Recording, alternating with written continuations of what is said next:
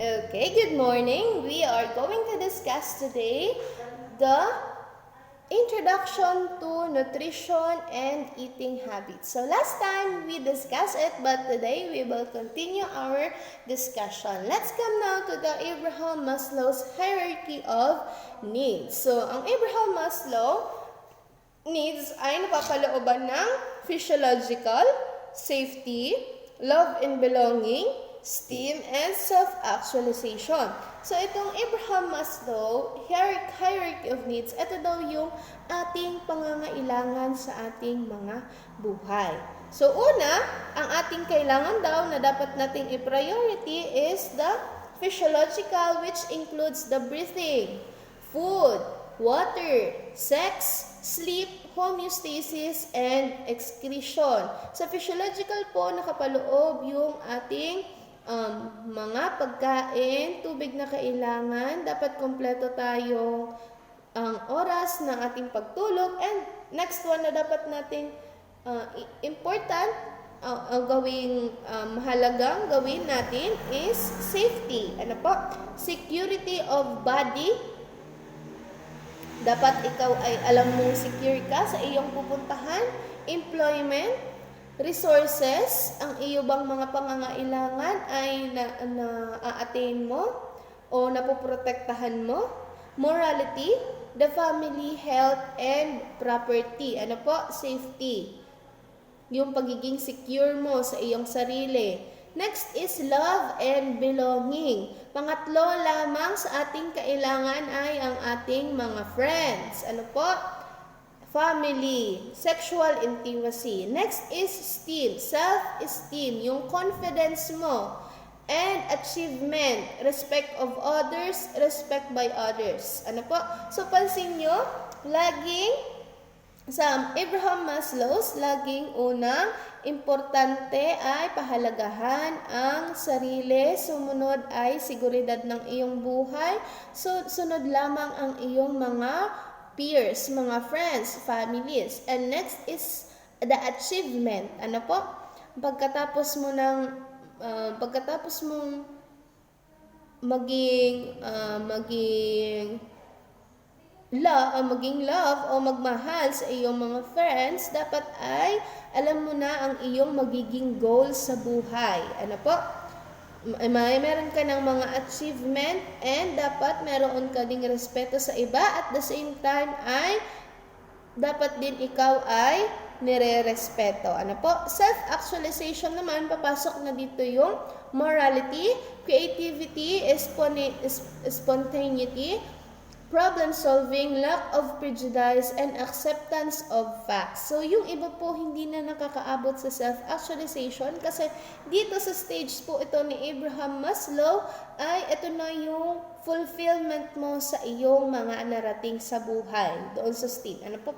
Kaya yung iba, hindi nakakaramdam ng fulfillment. That's why hindi po sila nakakaabot sa self-actualization. So, dapat dito pa lang sa start of your needs ay na-accomplish mo na para mas makaabot ka doon sa iyong goal, which is the self-actualization. Kasi paano mo ba naman yun maaabot kung hindi malakas ang iyong katawan, kung hindi ka pinagkakatiwalaan ng mga peers mo. So, dito sa Abraham Maslow hierarchy of needs, ano po, hindi magiging kompleto ang buhay mo kung meron kang malalagpasan sa mga needs na yan. Ano po? Okay.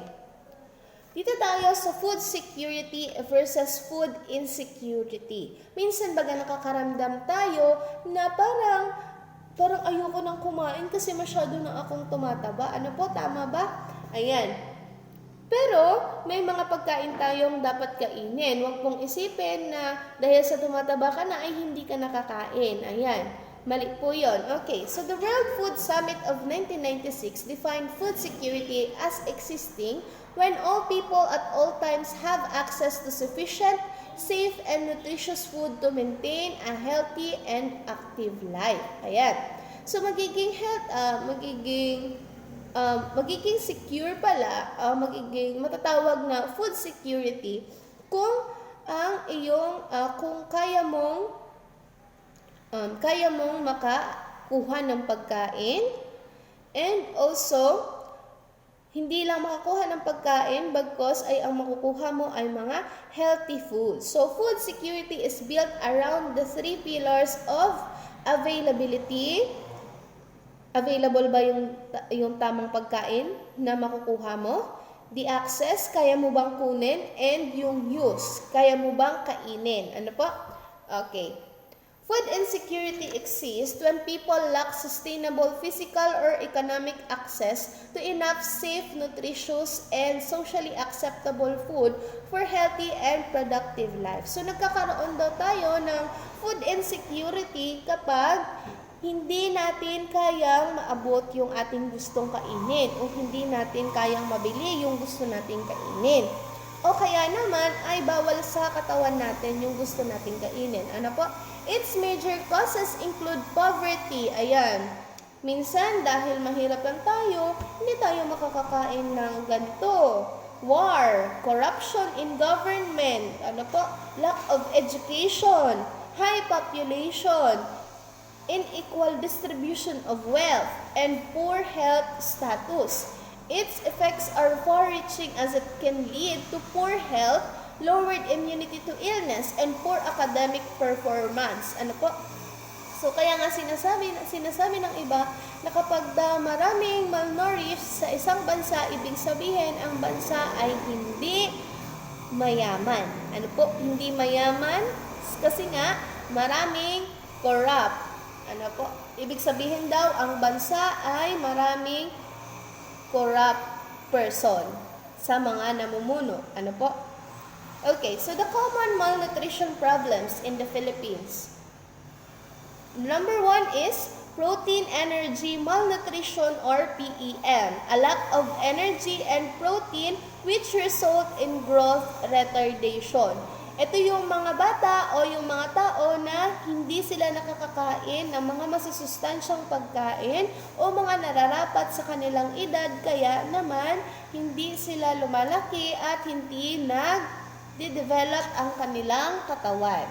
Next is iron deficiency anemia, mga kulang sa iron. A deficiency in iron wherein hemoglobin concentration is below the normal level which results in growth retardation. Ano po? So, dito naman sa anemia, kulang ka sa dugo. Ano po? Kulang sa iron, kulang ang iyong hemoglobin. Ayan. Kaya ikaw ay malungsik. Ano po? Okay, next one, the third one is the vitamin A deficiency or the VAD. It is the lack of vitamin A that may result in xerophthalmia or dryness of eyes, like what you are seeing right now, dry eyes, night blindness, hindi ka nakakakita sa gabi, or inability to see in dim light, kapag walang ilaw, wala ka talagang makikita. Eyes sensitive to bright light, minsan din yung mga may mga tao bagang hindi nila kayang makatitig sa masisilaw na bagay, ganyan. Rough, dry skin, kulang yan sa vitamin A kapag ang iyong katawan ay medyo magaspang at dry. And membranes of the nose and throat. Low body resistance to disease, poor growth, and blindness in severe cases. So, yan po yung mga cases kapag kulang ka sa vitamin A. So, observe yourself. Ano po? Okay, next one is iodine deficiency disorders or IDD. Lack of iodine in the body which results goiter. Mental retardation, yung mga kulang ang pag-iisip. Ano po? Deaf mutism, hindi ka nakakapagsalita. Kulang yan sa iodine. Difficulty in standing or walking. Kapag nahihirapan kang tumayo, kulang ka po niyan sa iodine. And stunting of the limbs. Kapag ang iyong mga paa ay masakit minsan at hindi ka na makatayo. Ayan po, kulang ka po sa iodine yan. Next tayo, the nutrition programs in the Philippines. So, Philippines has different programs that can help people to be or to eat nutritious foods. Okay? First one is the Food Fortification Program, which is the RA 8976, the Republic Act 8976, or the Food Fortification Act of 2000 was signed into law in November 2000 for full implementation on November 7, 2004. So, na-sign siya November 2000 and na-implement siya sa Pilipinas November 2004 na to address the problem of micronutrition malnutrition.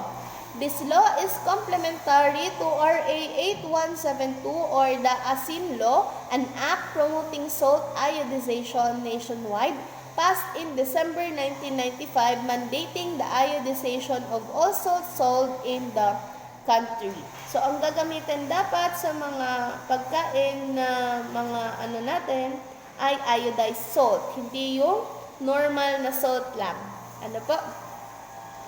Okay, so ano ba yung fortification program? The key prevention of the law include the Philippine Food Fortification Program shall cover all important or locally processed food or food products for sale or distribution for human consumption in the Philippines. So, sabi dito sa program na po na ito ay dapat daw po na-observe siya ng mga na-observe yung mga products na nakukuha natin sa ibang bansa before nating makain, before makain ng mga Pilipino.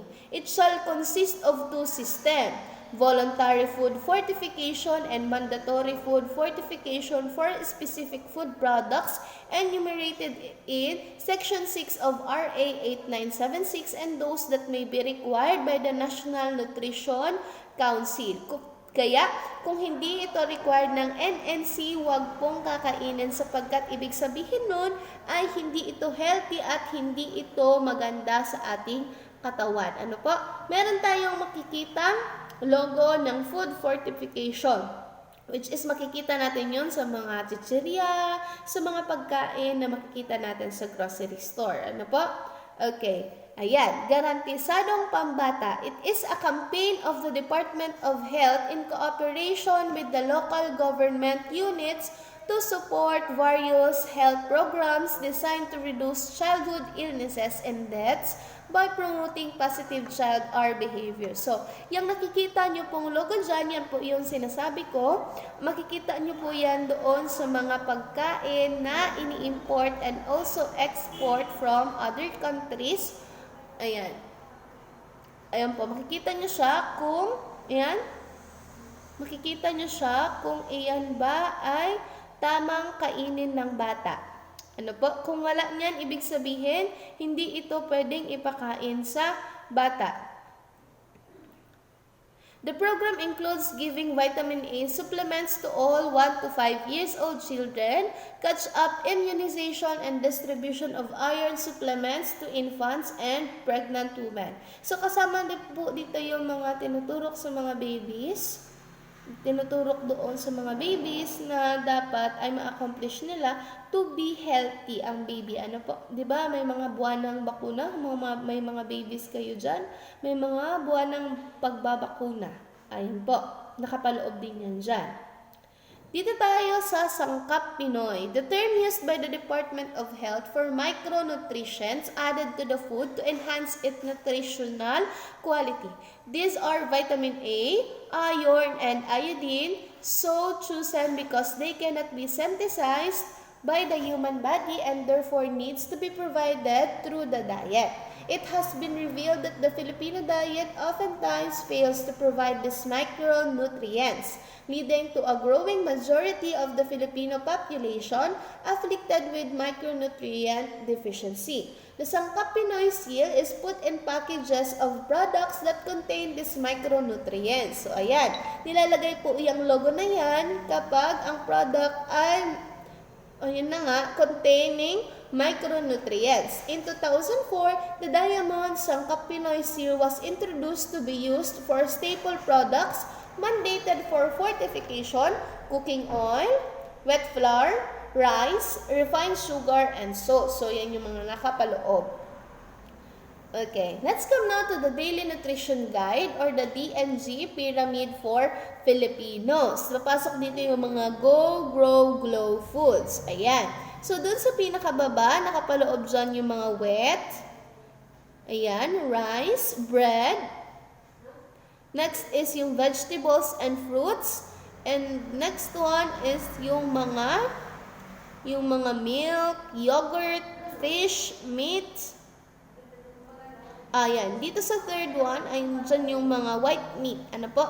So, next is, yung sunod naman ay yung mga red meats. And last is yung oil, yung mga mamantikang pagkain, and also the cakes. Ano po?